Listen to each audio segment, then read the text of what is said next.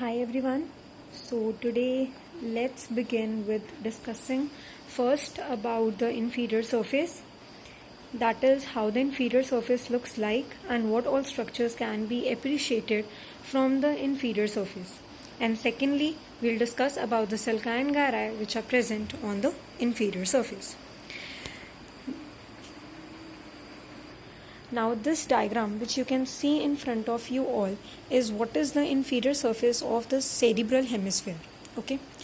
First of all, now let's talk about what all structures can be present are present on the inferior surface. Now see, this is the anterior perforated substance, this is the optic chiasma, this is tuber cinereum, these are the two mammillary bodies. This is the posterior perforated substance. See, this was the one lying anteriorly is the anterior perforated substance, while the one lying posteriorly is the posterior perforated substance. This is the midbrain with the opening of the cerebral aqueduct on it. Okay. Now, this entire surface, as you can see, has two parts. The upper conical part, while the lower broadened out part. So, this upper part is referred to as the orbital part of the inferior surface, while the lower one is referred to as the tentorial part of the orbital surface. Okay.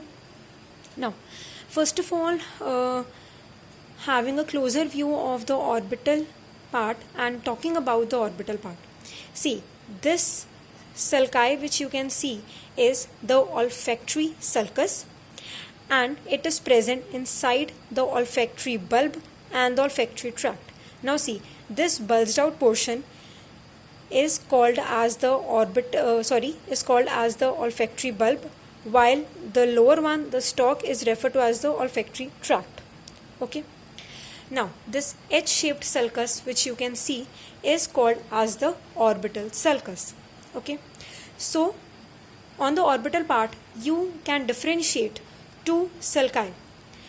The one which is straight is the olfactory sulcus, while the one which is H-shaped is the orbital sulci. Okay.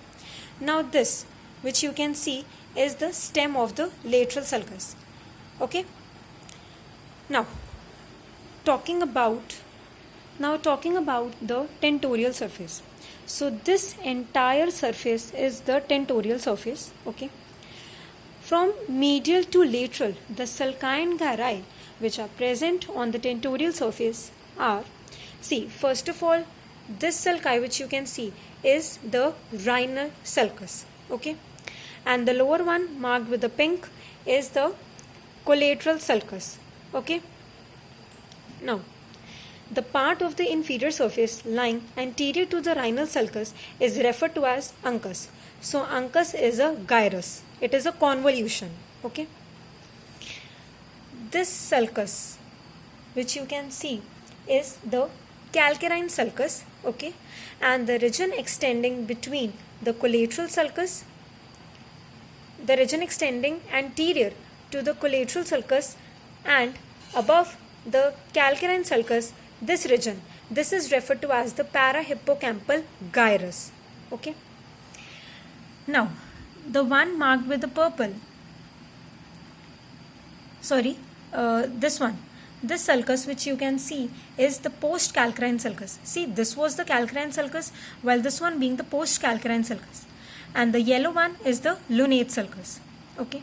Now again you can see there is a region of gyrus extending between the calcarine sulcus, the postcalcarine sulcus, and the posterior part or the lower part of the collateral sulcus.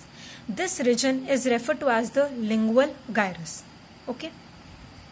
Now, the sulci which is marked with the purple is the Occipito-Temporal sulcus. Okay.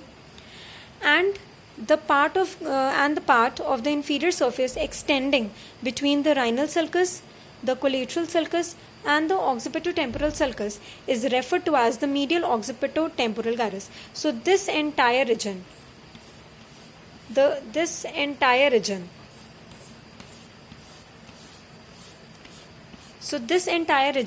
is the medial Occipito-Temporal gyrus, while the region lying lateral to the occipito-temporal sulcus is the lateral occipito-temporal gyrus. Okay. Now one very important thing to be remembered here is that we talked about three poles.